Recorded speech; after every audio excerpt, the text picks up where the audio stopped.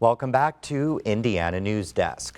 Teacher pay and school funding were central issues for policymakers as they crafted the state spending plan earlier this year. But the unpredictable structure of funding support in the state can be challenging for schools. About a third of Indiana's school districts have asked their local communities for more funding through voter-approved tax hikes, known as referenda measures. As Indiana Public Broadcasting's Jeannie Lindsay explains, that support is vital for schools facing big cuts.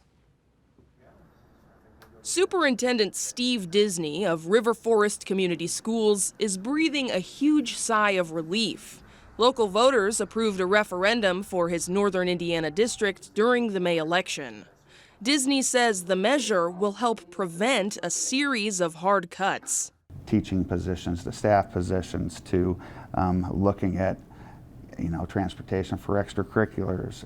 River Forest and the rest of Lake County schools are gearing up for a challenge most public schools in Indiana have faced for nearly a decade: property tax caps. They limit how much property tax revenue local governments like cities, schools, and libraries can collect based on the value of people's homes, land, or businesses. When the caps went into place in 2010, lawmakers gave Lake and St. Joseph counties a decade to adapt. So starting next year, River Forest will be cut off from collecting another $600,000 in local funding. What that means at River Forest, that increased $600,000 loss would have amounted to our entire transportation program. The state's budget adds $689 million more of direct state support for schools over the next 2 years. But public school advocates say the school funding system remains fundamentally flawed. State funding is determined by two key factors: student enrollment and something called the Complexity Index, which offers more money for students in poverty. The state estimates some districts will see little or no increases in funding, others could lose money. Combined with more state dollars going to vouchers and charter schools, limits on property taxes have left many public schools scrambling for cash. We have become, I'm very honest to say, we have become a referendum state.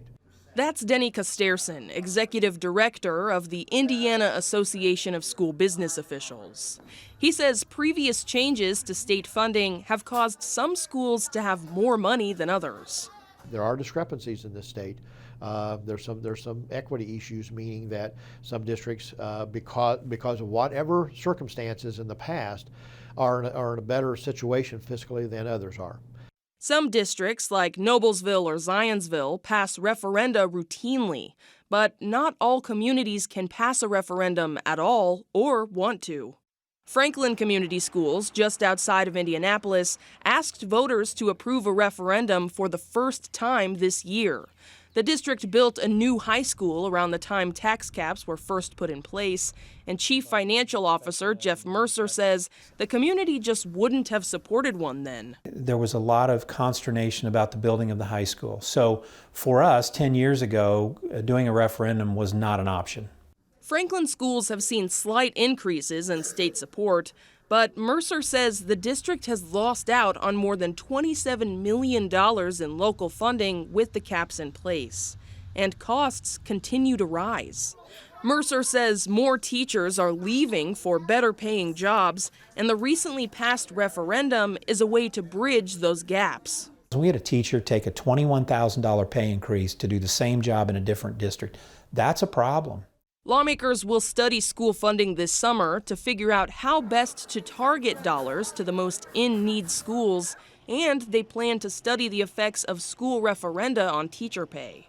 In the meantime, Mercer has some advice for schools, especially for those losing enrollment, while they wait for lawmakers to figure out next steps. Well, I can tell you one thing, is you better figure out how to eliminate waste and reduce variability and get as efficient as you can right now. Because without more funding from the State House, schools have to rely on their communities to keep classrooms open or have fewer of them. For Indiana Newsdesk, I'm Jeannie Lindsay.